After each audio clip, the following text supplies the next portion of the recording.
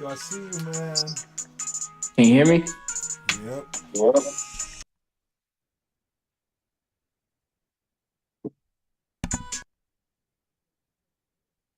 How you doing?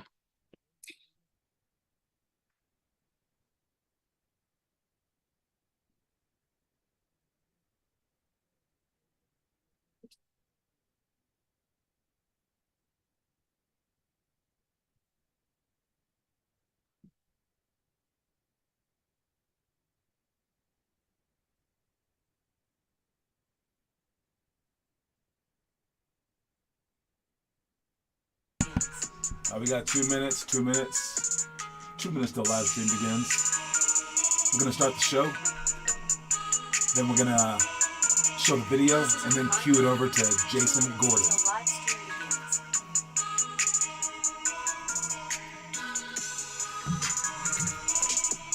Cool.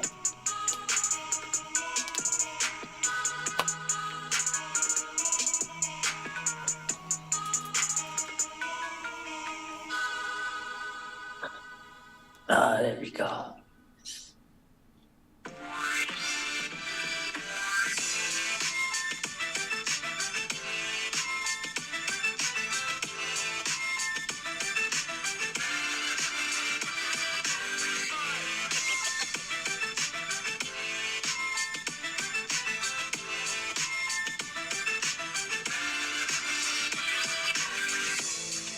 One minute. 1 minute. Who are you talking to? I'm talking to you, just so you know.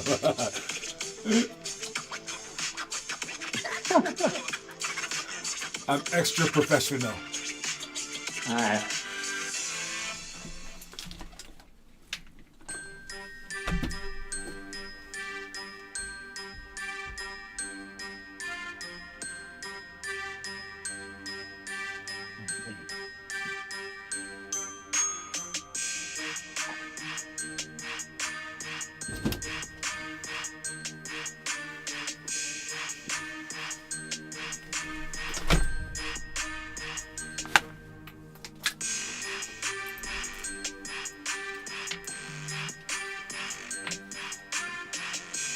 Oh.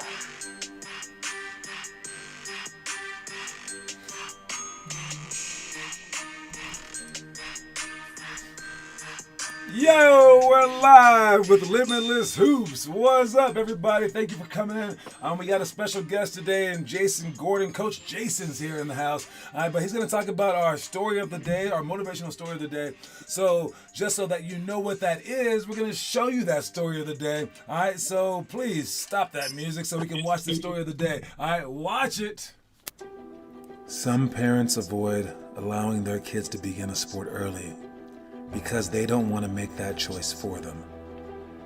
But in actuality, they are making the choice for their child by keeping them from getting that crucial head start. And that's it. And here is Jason. We didn't have him on video last time. We got him on video. His pretty face is on the camera today. Welcome, Jason Gordon. What's up, baby? How you guys doing? Oh, everyone's good here. So, you saw the video before. What are your thoughts about it today? What you got for us? Well, I was thinking about it for quite some time, and there's definitely two sides to it. You have your pros and your cons and what I call gray areas. So I think some of the pros for parents holding their kids back from starting a sport would be that once the kid decides that they want to jump into that sport, I think they're going to have increased self-motivation because it's their choice. And they're going to have more autonomy with training and doing things because they're going to be into it. It's going to be their choice. And then that initial passion, I think it's going to be a little bit higher than what it would be compared to parents who kind of throw their kids into something a little bit earlier than they should have. So in terms of cons, though, if for that player that is going in after their after they've decided to jump into the sport, they're going to have decreased experience compared to other kids who started earlier. They're going to have less time to train. For example, I unfortunately started basketball at 14, and back in my coaching days, was training kids as young as 7. So I tell them all the time, by the time you're 14, you're going to be way better than what I was at 14, because I was just starting. And their IQ is going to be a lot higher too. Another good example I have of that is my lovely daughter, Taylor, who is getting better and better each day at basketball, is still playing catch up to a lot of players and opponents on our team from just the standpoint of not having as many games under her belt. So those are definitely cons from starting later. And then there are the gray areas, I think, that can either be a pro or a con. Is how much discipline you have um, in picking up a sport, training, learning, everything there is to know about the sport. Like, you could either have a lot of discipline from having more time with the sport, or less discipline because you're not as engaged or enthusiastic about it since you were forced to do it. And the other gray area that I had was technique. Um, if you start earlier, you can probably have a lot of technique, but if you're not passionate about your sport, you might not be able to apply it as well. And if you start later, from your parents holding you out, you may still be able to develop the same amount of technique as that person who started 7 years before. It's just a matter of who can apply it better and faster. So those are my initial thoughts on that motivational quote. I like it. Now you stole one of my questions in terms of when did you start? All right, Oh, that is you were a late starter. I already knew that, but you still carved out a pretty nice career. As for myself, I started in 5th grade, which is pretty late compared to what kids are doing now, and it's yeah. definitely hard to keep up, especially with the whole 10,000 hours thing. My question to you is this though: if you I know a lot of kids and a lot of like people in life when I ask them that question about who would they rather be, Shaquille O'Neal, who didn't try very hard and just magically lucked into it and then didn't try hard as a pro, Giannis, who lucked into it but then tries really hard as a pro, or Kobe, who works very very hard all the way around before and after, or Allen Iverson, who worked hard before and then not after. Through all those different options, it seemed like the majority of people and parents, they want their kid to either be Shaq or Giannis. They want them to have it automatically. They want them to be Elton John, where he's 2 years old and he just happenstance plays the piano, and they're like, "What?" So, how dangerous is that to expect your kid to dominate right away, or else, like, pick the sport that best fits him? I suppose. I I think the question kind of answers it. Like, there aren't many examples All of right. Shaq's and Giannis's, right? Allen Iverson's even running around the world or in the pros, just to stick to basketball. I think the majority of the players who have made it professionally have gone the Kobe route, and then just depends on what their ceiling is, how much potential they actually have, and that's usually where they end up. In terms of Kobe, he was definitely um, a class of his own. I'd say if I put a couple other people in there that are current and active, I'd say LeBron and Steph Curry. See, so Just I would also put like Matthew Dellavedova in that range, or even like a kid like Rudy. You know what I'm saying? yeah, They maxed out absolutely, their own. yeah. So I just think as a parent, of course, you want them to be Shaq just because they don't have to go through the trials and tribulations, the skill development, all the failures that leads up to those successes. But I mean, in actuality, as a player, it's necessary. Like Shaq, I just saw this article about Shaq speaking about his weight. I don't know if you Yeah, I saw saw that, that, but 420 pounds. oh my goodness. Talk about just a natural. Like, Just extremely lucky. It's like everyone wants to win the lottery.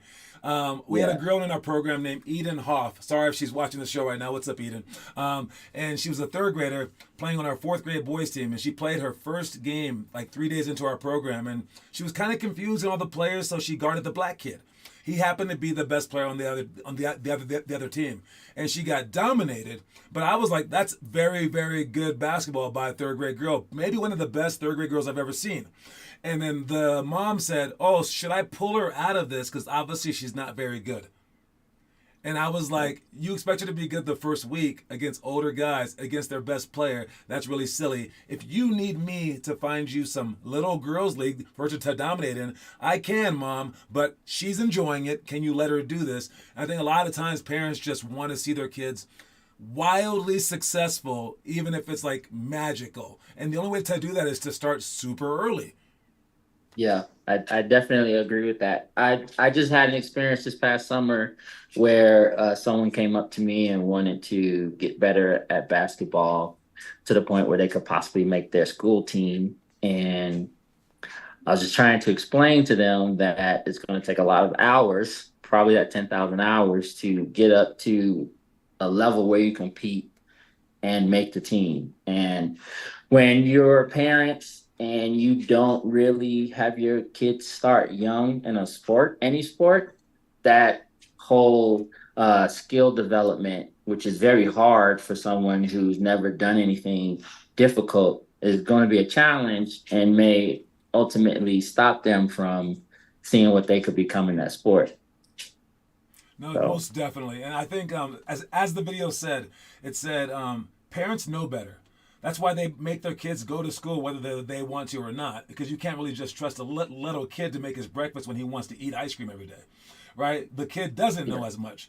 So the parent who sees the passion in the kid's eyes and knows he's going to like basketball and knows if he doesn't make that freshman team in high school, he'll be crying. When that kid's in second grade, how much should the parent really push him if they know for a fact that kid like has a passion for it?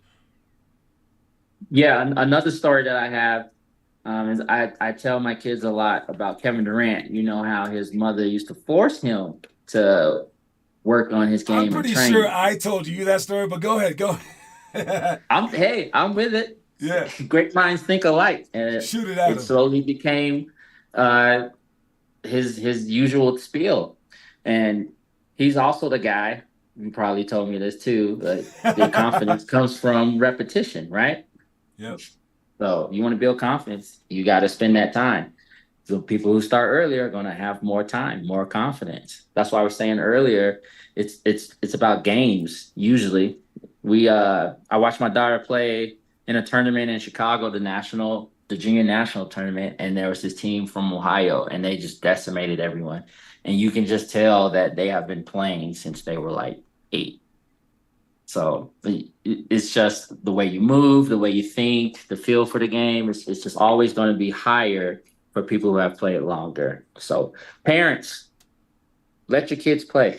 I would say definitely like let him play something because Something. you you're never gonna pick the correct thing in the beginning, like maybe right, but as long as they're into something. I remember Wayne Gretzky's dad. He forced him to not play hockey. So like during like I don't know, I think half of the year or something like that for like 3 straight years, he locked away all the hockey gear so that he would want it. And again, that might be like the Shaq thing. That may only work for Wayne Gretzky. I'm not sure, but there is a sort of like wanting it, and if the kid doesn't want it, parents will only push them so much. And I've even had a parent say the other day, even if my kid didn't want to go to school, I wouldn't force him to go to school.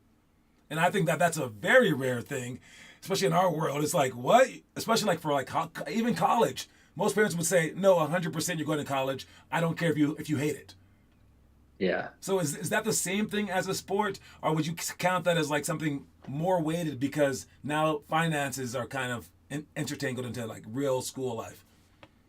I think it's the same as a sport for me, but clearly my view is skewed because I played Of basketball for course. over 20 years. But I always tell people that I talk to about basketball is that like almost all of the intangibles carry over into the real life. So Exactly. the earlier you learn those intangibles, the easier you can apply it to your academics, to your outside life to work, everything. All right, last thing that I'll say to you is this: we have two people on right now, Kiernan and Taz. All right, they have both decided that they want to try to make the NBA. To make the NBA, we have a whole like schedule of stuff that they have to do. Monday, Wednesday, Friday. It's post the six workout videos, them doing it at least 5 minutes a pop. Post them then, and then Tuesday, Thursday, do our workout card that includes 100 jump shots and some other stuff, jump ropes and push-ups, and then every single day do the books challenge, and every single day do the monthly homework. And if they miss any day, they have to post that many nostrils at the end of the month, up to 5. If they do, they have to also include the movie of the month and a little like a movie report about it. What do you think about that? And do you have anything to say to them? Well, I think consistency is going to be key. If you truly believe that you can do it and you meet all those requirements that Coach John is setting you to meet, if you do that and then try and go above and beyond and do it to the best of your ability, then I think you're going to have a great chance at making it. I think a lot of NBA stories that we hear about the players developing and growing, they had something very similar to what you're asking those two kids to do. Like, for example, most recent example, the Thompson twins. Is that their names? Yeah, Azir the and twins from yeah, Detroit and I Houston. know you're talking about. Yeah, they still have like a list of things that they would do daily that I think their parents required them to do throughout high school. And, small things like that build up to large successes. So just keep at it and let's see what happens. All right, well there you go. Hopefully they will be thanking you for this one talk in their future NBA draft speech. Well, thank you so much, Jason. And we're gonna show the story one more time, and then we're gonna get started. But thank you so much for joining us. You did an amazing job, man. I appreciate you having me. You're the best. All right, homie. I'll talk to you. Everybody, watch the All right. video one more time. Thanks a lot, Jason. Peace. Peace. Some parents avoid allowing their kids to begin a sport early because they don't want to make that choice for them. But in actuality, they are making the choice for their child by keeping them from getting that crucial head start.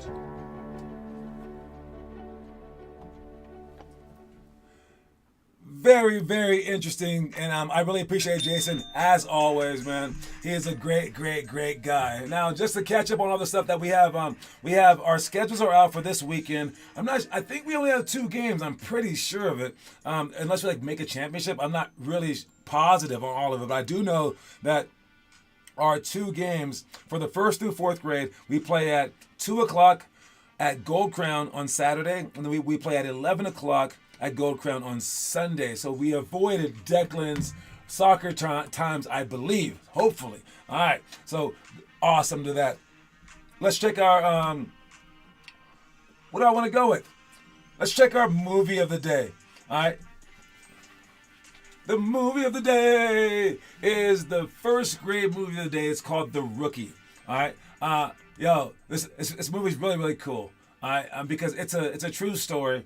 And this is right here. This is the little like part of the movie that they showed in the trailer that totally got me to buy into it. All right. This guy, I believe he played for the Arizona Diamondbacks, but he was a teacher, and he was like 40 years old, something like that. And everyone's like, dude, you can really throw the ball, but he goes, nah, my shoulder went out and whatever. And just like in real life, the Rookie of the Year movie where the kid like gained more strength, his arm was just better, and he didn't like try throwing for many, many years, and he could still throw like in the high 90s. And the cool part about this pick is he's testing to see how fast he can throw. I don't know if this actually works.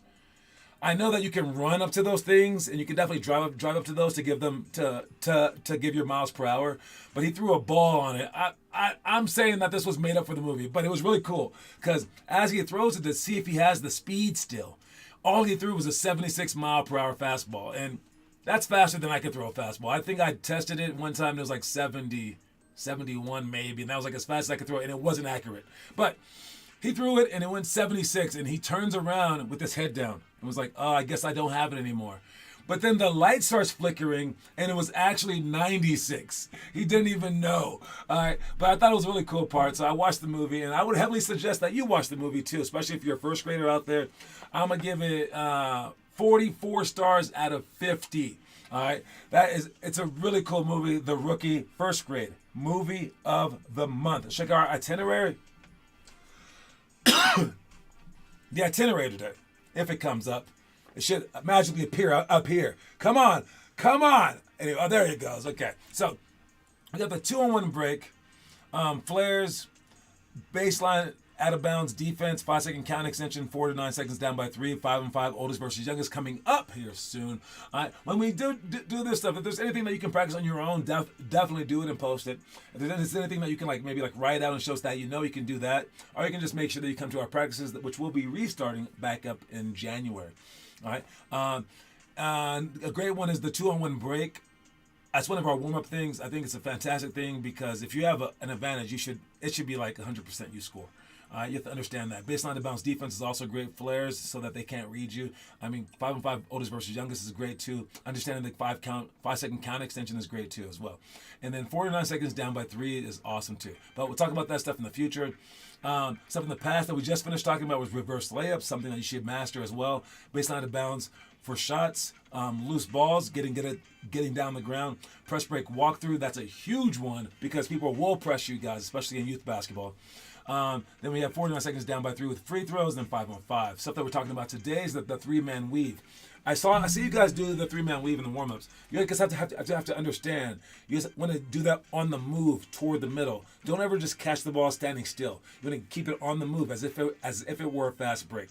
Throw the ball ahead of people. Also bounce pass in the end for a layup, and also don't make an extra pass. You should be sprinting in. Throw as few passes as you can for this drill. Probably just 3 passes if you're starting from half court. One-on-one alley is a great drill to understand how to get the ball up the court because if they're just playing one-on-one, it's not a press. So we have to understand the one-on-one alley game. But also, when we play defense, we want to be able to slide our feet and sprint to stay in front of them. 4-on-3 scramble is another great one. Wow. And it's understanding your man is not just your man. You might close out, then that guy passes the ball, and then someone else picks up that man. Then you might have to go across the court to go pick up someone else because the help side player closed out on the other player. So you have to keep moving and realize that it's team defense. And if someone lacks in a spot, or if someone fell down, if someone was try to jump for a play and got pump faked, you have to rotate and you're in a scramble situation. You have to understand how to get back for everyone else. And basically the rule of thumb is every man is your man. I mean, see it as that. And all 5 of you guys are guarding all 5 of them. You can't just lay out on an island. Then we got patience, 0, 50, 100. 0 the first time that you shoot it, 50, then 100% chance. That means drives, passes, or shots. The first time that you touch the ball, 0 times, 0%. Second time, 50%. Third time, 100%. Just do one of the 3. But you can break that rule 5 times. If you go 3 for 5, you get 5 more because you are on fire. I just played it with some semi-pro guys, and I wish that they applied this rule. Seriously, still at the rec, working, by the way, nice job. So yes, patience, man, we got to be patient. We got to understand patience, but even the higher levels have to understand that. Unless you're in the pros with the 24-second shot clock, probably practicing patience is a huge benefit. 0 to 3 seconds down by 3. When you need a 3-point shot, you need a solid screen. You guys trying to get open by yourself, I wouldn't recommend that on a fast break. I wouldn't recommend that on a press break, and I wouldn't recommend it on an out-of-bounds play either. All right, especially when that's to win the game. You need to get dead open. So learn how to set screens. Learn how to wait for your screen. Learn how to call for a screen. All right, you can even do it before the play even starts. Say, hey, you got me, like that. And then when you sprint off screen, set your feet and shoot a shot. I would say for this shot, you're not going to get a rebound with 3 seconds left, especially for a rebound pass out. So I would say just take the best possible shot. You don't have to just chuck it up right away. But you can pump fake, maybe get more open, but probably going to be setting a screen and shooting the first good shot that you see. Last one is down by 10 with 3 minutes left. It is now hurry up, and it is now like we aren't doing the patience stuff anymore. We're going right away. We're also kind of looking for threes if we have them. We're crashing the boards with 5 people like a freaking power play because they shouldn't even go for fast breaks right now. And then we're pressing the crap out of them. We're going for steals, even if we don't have a chance. We're trying to make it as crazy as possible. You might have to jump the ball handle with a double team. Now is when you can take some chances. Now is when you guys can play like you guys played all game long. All right. With impatience. Now you play with like taking risk and things like that because you're down by 10. Whatever you've been doing for the entire game has not been working. You have to switch it up right now. So that's what we do, down by 10 with 3 minutes to go. All right, let's check the homework. The homework, who's been posting? We got Kieran and Declan Louth went with a one-on-one post. Nice job. Romello Ashley with some homework. Oh, he did the easy one. I like it. I know it's an easy month with the bed shots, but you're doing them. Fantastic job. Jab the 3-option jumper. Bed shots with Luke. I like it. Yo-yo basketball trick shot. Okay. An arm workout. I want to show you guys the trick shots that Noah just did. All right. Let me see. Where are those trick shots? Noah, Boboa, Banana, Fana, Fofoa. Right here.